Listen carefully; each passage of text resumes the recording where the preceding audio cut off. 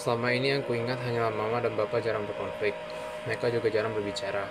Rumahku terasa sepi. Dulu kupikir sepi ini adalah kedamaian. Sampai kusadari sepi itu memuakkan. Maka aku membuka mulutku dan terus membukanya. Aku tidak terlalu suka sepi, maka aku mengisi kekosongan dengan omonganku. Aku tidak suka berbicara padahal keadaan itu kemudian menjadi semakin tata arahkan. Kupikir ini sebabnya bapak kabur dan mencari keramahan dan kedamaian dalam perempuan lain. Bapak mulai tidak memberikan nafkah tanpa penjelasan. Mama mulai membantu ibu di warung. Sejak kapan aku tidak begitu ingat dan tahu. Nafkah dan keadaan ekonomi keluarga bukan urusan anak kecil, meskipun pada saat itu aku sudah mengenakan seragam putih abu-abu. Kurasa mama berusaha keras menciptakan ilusi bahwa semuanya aman dan terkendali. Ilusi pada akhirnya tinggal ilusi, dan siapa yang terus-menerus menciptakannya hanyalah membohongi dirinya sendiri. Semuanya ketahuan. Bapak selingkuh. Dia dipecat dari pekerjaannya karena menggelapkan uang perusahaan untuk menikah dan berbulan madu. Aku tentu saja tahu semua ini karena aku detektif kecil dan pintar. Rahasia kotor bernama perselingkuhan ini terbongkar setelah mantan bos Bapak datang dan mengatakan rumah kami harganya terlalu mahal dibandingkan dengan uang yang Bapak gelapkan. Mantan bos itu membawa sertifikat rumah, dan begitulah yang aku ketahui. Aku tidak terlalu paham detailnya karena sekali lagi aku masih dianggap terlalu kecil. Kupikir sampai sekarang aku masih menganggapku sebagai anak kecil. Sebelum semua ini terbongkar, Mama sudah marah karena sertifikat rumah dan BPKB kendaraan hilang. Bapak tidak di gudang. Aku tidak berbicara lagi dengan Bapak sampai malam itu. Setelah Mama mengetahui beberapa hutang Bapak dan melunasinya dengan bantuan keluarga besarku, Mama mencurigai ada perselingkuhan. Aku meyakini adanya perselingkuhan. Mama menjadi orang yang logikanya kupertanyakan. Ia pergi ke orang pintar, persis seperti Monik yang pergi kaligrafologi. Mama bercerita kepada sahabat-sahabat dekatnya, dan setiap saat Mama sambil menangis, aku benci melihat air mata Mama. Aku benci merasa tidak bisa melakukan apa-apa. Aku benci ketika Mama kehilangan akalnya dan pergi ke orang pintar. Bagaimana caranya Bapak pergi dari rumah, aku belum tahu, tapi aku sudah bertekad untuk membuat Mama dan Bapak bercerai.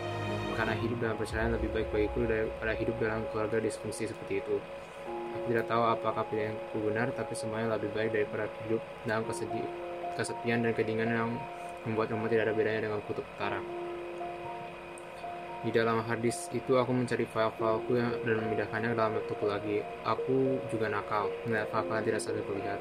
Kupikir Bapak pasti ingin agar aku menemukannya. Tidak mungkin dia tidak tahu dan lupa jika di dalam harddisk itu ada file yang sudah setiap kulihat, dan jika dia berusaha menyembunyikan pernikahannya dari kami. Apapun alasannya, aku menemukan foto-foto yang menceritakan mengenai pernikahan Bapak dan bulan madunya dan betapa romantisnya dia kepada istri barunya. Maka kuperlihatkanlah semua fotonya. Aku rasa aku mengajukan benteng terakhir utara mamaku. Mama tidak tahan melihat bukti yang terpampang jelas itu. Malam itu dia minta cerai. Tentu saja Mama menolak cerai di pengadilan. Aku tidak memaksanya. Kupikir membuat Mama meminta cerai saja sudah menghabiskan semua energinya. Maka mereka bercerai. Bapak pergi dari rumah. Dia menangis dan meminta aku memaafkannya. Aku tidak peduli. Aku tidak tahu apakah aku memaafkannya. Aku tidak pernah memikirkannya. Malam itu aku tidak menangis. Kadang-kadang aku masih menangis karena perceraiannya. Aku tidak pernah menyesalinya. Pikir itu adalah salah satu keputusan terbaik yang aku buat. Tapi lebih kepada karena aku begitu dingin dan tidak punya hati. Tidak menangis atau bersedih pas perceraian itu. Tentu saja aku juga menangis karena aku tidak memiliki keluarga yang bahagia. Di antara semua orang, kenapa harus keluarga aku? Aku juga menangis karena pasca semua itu begitu berat. Kurasa kepercayaan diri Mama hancur. Dia menangis setiap saat. Dia selalu menanyakan tidak malukah aku tidak punya ayah. Mama juga mungkin takut pada stigma masyarakat terhadap status janda yang melekat pada dirinya. Belum lagi ditambah masalah keuangan karena Mama tidak bekerja di sektor formal. Sementara tabungannya habis untuk melunasi hutang Bapak. Aku tidak pernah suka anak kecil. Mereka berisik, lemah, tidak bisa apa-apa dan menyusahkan. Beban seumur hidup. Begitu aku memandang diriku sendiri ketika aku masih kecil. Aku berharap aku tidak punya mini aku. Satu kiki sudah cukup. Aku tidak sanggup mengurus yang seperti aku di alasan pertama aku. Tidak terlalu antusias untuk menikah. Kupikir tidak ada laki-laki yang menikah tanpa menginginkan anak. Kalaupun ada, keluarga laki-laki dan keluarga aku akan mendorongku untuk punya anak. Maka aku tidak akan menikah. Keengganan menikah itu semakin kuat ketika melihat orang tua aku bercerai. Mungkin ini trauma, mungkin juga bukan. Tapi jika orang tua aku gagal, aku pesimis aku akan berhasil.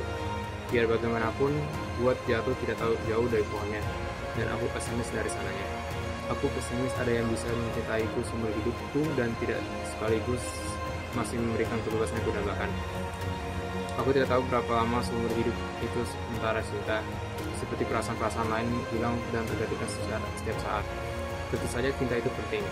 Komitmen dalam sebuah hubungan ketika cinta sudah pergi adalah mimpi buruk.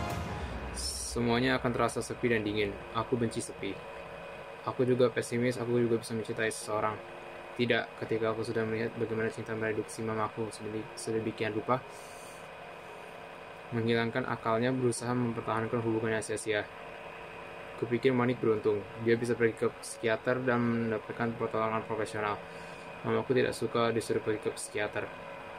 Dia hanya punya aku yang biasanya justru hanya menghancurkan dinding pertahanan hatinya.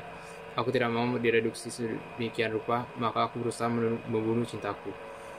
Ketika aku merasakan sedikit rasa sayang terhadap lawan jenisku, aku akan memutuskan semuanya sampai perasaan sayang itu lenyap. Rasa begini lebih baik. Cinta itu berbahaya. Sendirian adalah zona nyamanku dan sepertinya aku tidak akan keluar dari zona ini. Sementara perselingkuhan, ini adalah bentuk pengkhianatan terbesar yang sepertinya tidak akan sanggup memaafkan, tidak seutuhnya. Apalagi kulupakan.